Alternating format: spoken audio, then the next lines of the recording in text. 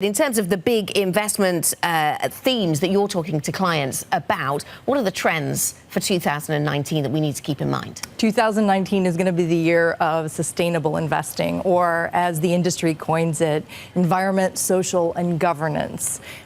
This is a huge theme because on the back of market volatility in 2018, a lot of uncertainty, people want to make sure that their personal values, their corporate values match their investments. And we'll see a lot of this throughout Europe, but in disparate ways. And do you get a sense from clients that everybody has the same understanding? When you talk ESG or sustainable investing, does everybody know what the E, the S and the G stand for specifically? Because I read an interesting piece on the Bloomberg not long ago about how it's quite difficult if you want to make investments that comply with this environmental goal, maybe they breach a social goal or a governance goal.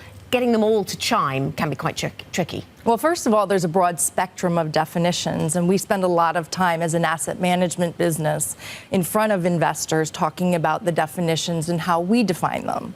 The other interesting aspect of this, though, is the comfortability and adaptation and utilization across Europe, Middle East, Africa.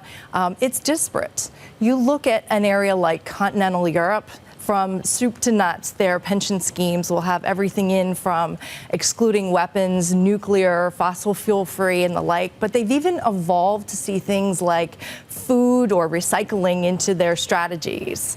We look at the UK and specifically Ireland, there's an increase in fossil fuel free. They're very cognizant of weapons utilization, and especially in the endowment and foundation, the younger generation is driving more of impact overall. So this is important and growing for the next year. Lastly, the other interesting trend is the Middle East. What was once a fossil fuel economy is now looking, because of One Planet agreement, how do we incorporate our investments to have things like climate change in there? These are all brand new and at very different levels of investment. How how mainstream is ESG now? Because it's been talked about for a long time, and it was seen maybe as something that people like to talk about and sprinkled on their portfolio, but it wasn't actually the bedrock of anyone's portfolio. And historically, it's been thought of in all different ways.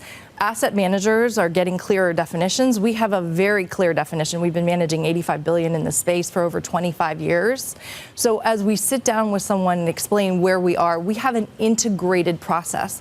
I would say that the majority of our mandates and our pooled funds that we have, all of our new products, have an ESG integration process. Other trends for 2019, Marie? Factor investing, I know, is high up there. Factor investing is, and what we're learning here is there's no proxy for experience. When you say that you have the interest in doing factors in your portfolio, this has been of particular interest since 2008 when you've seen market duress. We've learned that certain correlations for asset classes have been very high. The returns patterns on factors are very different, and so people want to incorporate them in their portfolio. But having the factor exposure and knowing how to combine factors as an asset manager is just as important as having the factor exposure itself. So it's not about back testing, it's about sitting in the seat and managing the strategy for a long period of time.